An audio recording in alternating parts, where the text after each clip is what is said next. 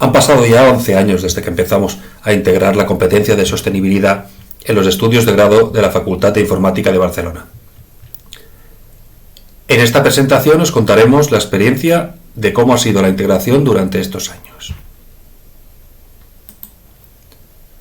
Desde un principio se decidió trabajar la sostenibilidad tanto en el trabajo de final de grado como en las asignaturas.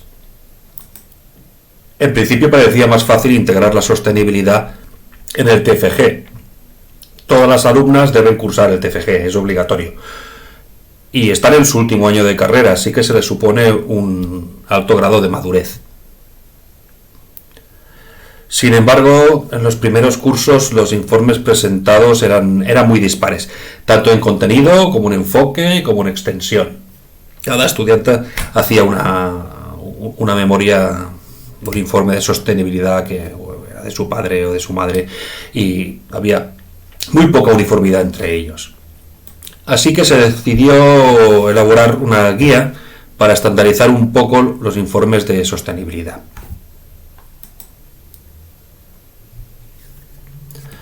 Además de la guía, también se elaboraron toda una serie de vídeos de ayuda, se publicaron ejemplos de informes de sostenibilidad bien hechos que servían como modelo y se elaboraron otros materiales. Todos estos materiales son públicos y los encontraréis referenciados en el artículo. Con esto hemos conseguido que actualmente todas las memorias del TFG en la FIP incluyen un informe con las implicaciones ambientales, sociales y económicas del proyecto.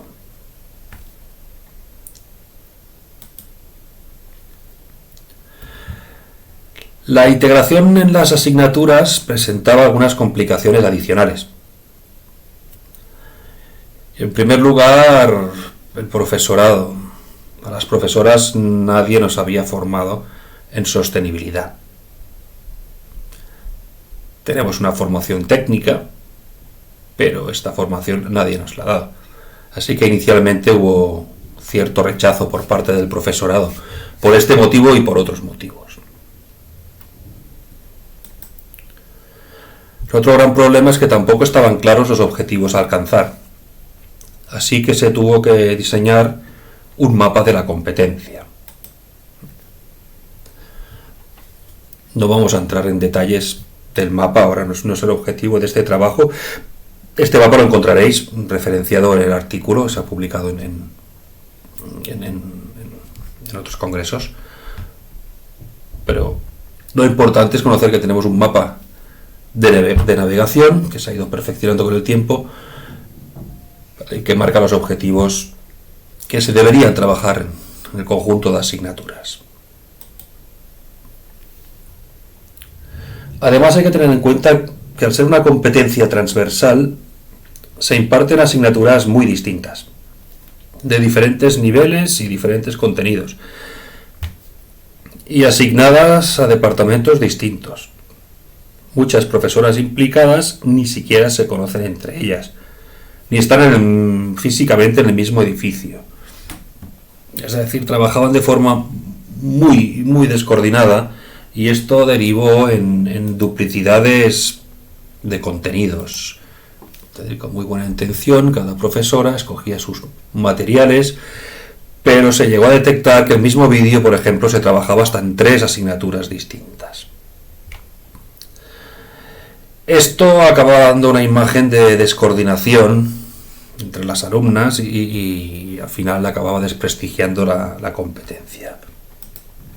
Así que era absolutamente necesaria una coordinación y una puesta en común de todos los materiales y las metodologías usadas entre asignaturas.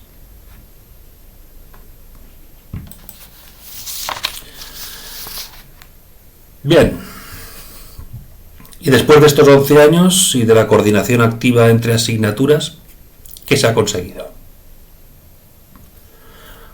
Bueno, en primer lugar, evidentemente, la parte más técnica, que era evitar las duplicidades y los solapamientos de contenidos entre asignaturas.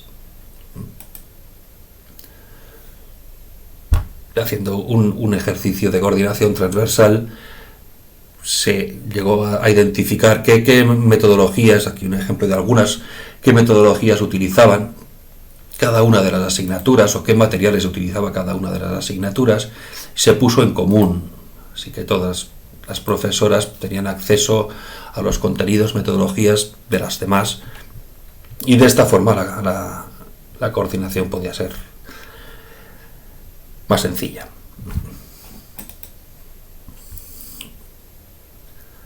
Al final, poniendo en común todos estos materiales o metodologías, se consiguió una distribución razonable de los objetivos de aprendizaje entre todas las posibles asignaturas. Aquí tenemos el mapa de navegación donde ya podemos identificar cada una de las asignaturas o cada uno de los objetivos de aprendizaje en qué asignatura se trabaja.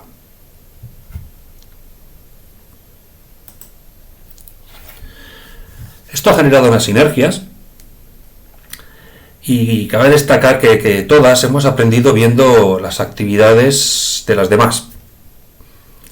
Se descubren materiales que uno desconocía y distintas maneras de trabajarlos, que fácilmente puedes incorporar a tu propia asignatura. Lo más importante es que esta sinergia ha generado que la respuesta y la colaboración de las profesoras haya sido unánime. Ha cambiado totalmente la actitud de desmotivación y rechazo de los primeros años. Y esto se debe, sin duda, a que el profesorado se siente amparado por un paraguas común y navegando junto a otras compañeras siguiendo un mapa con objetivos claros y bien definidos.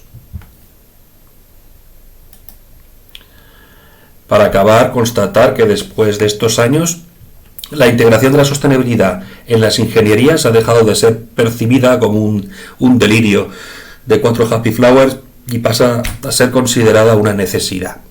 No solo una necesidad, ahora es ley. Las profesoras saben que los proyectos de las profesionales que estamos formando hoy deberán incluir los informes que marca la ley de información no financiera y diversidad. Pues bien, esta ha sido la radiografía de estos últimos 11 años. La verdad que fallando se aprende.